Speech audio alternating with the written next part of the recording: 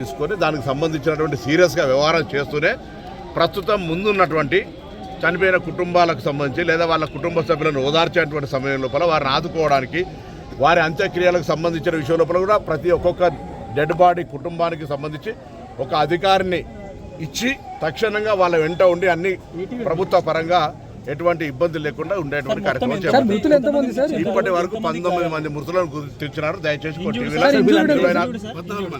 ఉన్నారు 14 మంది హాస్పిటల్, ముగ్గురు సీరియస్ ఉన్నారు.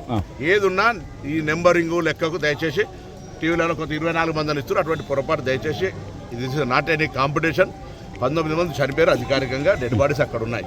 వాటిని చూస్తే మాకు కూడా మనసు బాధ కలుగుతూ ఉంది. నిజంగా కూడా ఇటువంటి సంఘటన దురదృష్టకరం. ఎవరు ప్రభుత్వంలో ఉన్నారనేటువంటి అంశం కాదు, ఇది రాజకీయాలకు సరైన సమయం కాదని చెప్తారు. ఎవరైనా రాజకీయాలు మాట్లాడితే వాళ్ళ విజ్ఞతగా వదిలేస్తారు. ఇది రాజకీయాలకు వేదిక కాదు. ప్రభుత్వం తరఫున we are responding in a proper way. ఎక్కడ ప్రాంతము చాలా ప్రమాదకరంగా ఉంది. నేను అందుకే ఇవన్నీ